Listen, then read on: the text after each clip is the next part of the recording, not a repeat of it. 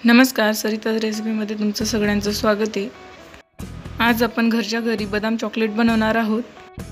रेसिपीला सुरुवात करण्याआधी जर तुम्ही माझ्या चॅनलवर नवीन असाल तर माझ्या चॅनलला नक्की सबस्क्राइब करा, व्हिडिओजला लाईक करा, शेअर करा। चला तर मग रेसिपीला सुरुवात करूया। येथे मी मिल्क कंपाऊंड चॉकलेट घेतलेली आहे।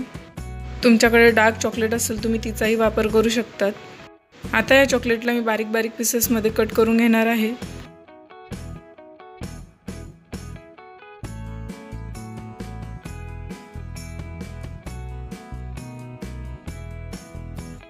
पाहू शकता अशा पद्धतीने आपल्याला चॉकलेटला कट करून घ्यायचं आहे। आपली चॉकलेट ही कट करून झालेली आहे।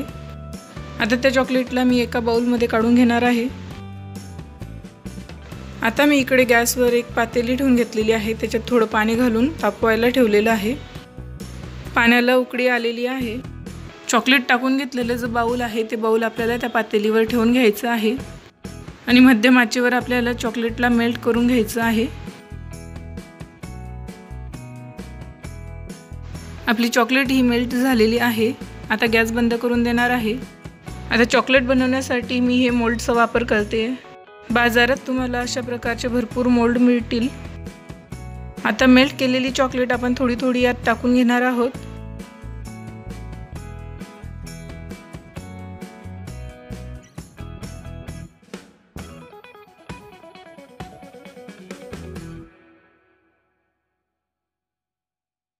सगळ्या मोल्डमध्ये आपली चॉकलेट भरून झालेली आहे।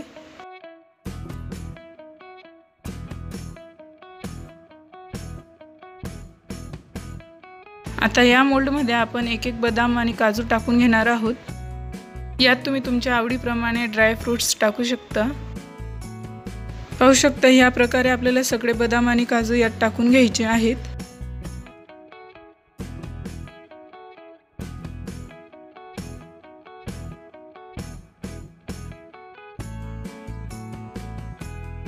आता यावरून आपल्याला अजून थोडी थोडी चॉकलेट टाकून घ्यायची आहे, म्हणजे आपले बदाम आणि काजू हे झाकले जातील।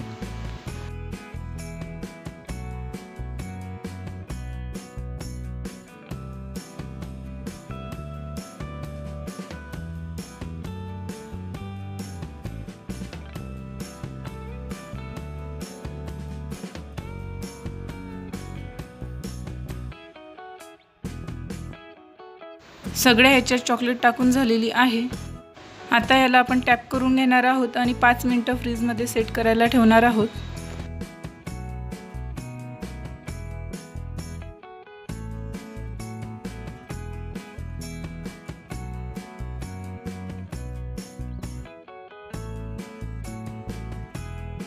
पाहू शकता 5 मिनिटांनंतरून आपली चॉकलेट सेट झालेली आहे। आता आपण ते चॉकलेट काढून घेणार आहोत। बऱ्याचदा मुलांना बदाम खायला आवडत नाही, अशा प्रकारे जर बदाम किंवा काजू खायला दिलेत तर मुलं आवडीने खातात।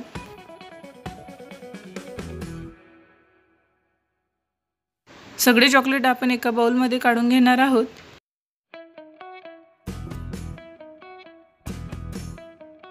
पाहू शकता खूप छान अशी चॉकलेट तयार झालेली आहेत।